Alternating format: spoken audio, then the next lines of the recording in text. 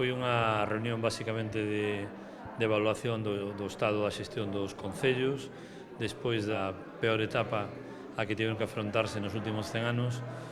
fruto do COVID-19. Os concellos que estiveron a altura das circunstancias, con alcaldes e alcaldesas como Llago Toba, que estiveron a carón dos seus veciños e veciñas, afrontando competencias propias e impropias, non parándose en cuestións burocráticas para atender as necesidades máis urxentes nun momento no que os veciños e veciñas, lóxicamente, o que querían era seguridade sanitaria, o que querían era desinfeccións, tranquilidade e a prestación dos servicios públicos esenciais que en circunstancias normais non os valoramos porque os temos cada vez que nos levantamos e nos acostamos, pero prestar esos servicios en situación de pandemia significa que quenes os están prestando,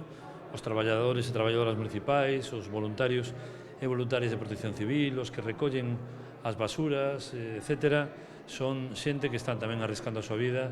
e que, polo tanto, para nós merece un recoñecemento moi especial. Agradecer ao presidente a súa visita a Muxía e a Costa da Morte, cos alcaldes e alcaldesas que temos. Foron quen de estar á altura, como ben dixo o presidente, de unha situación que nadie contaba, dunha situación na que todo eran novedades e na que tiñamos unha única prioridade, que era atender a xente. Había unhas necesidades que atender, os veciños así a reclamaban, e nós intentamos facer todo o posible. É un orgullo que veñan a Muxía a falar deso e, ademais, a aportar datos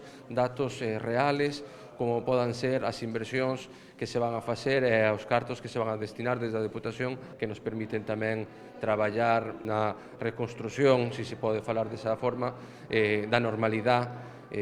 dos nosos municipios.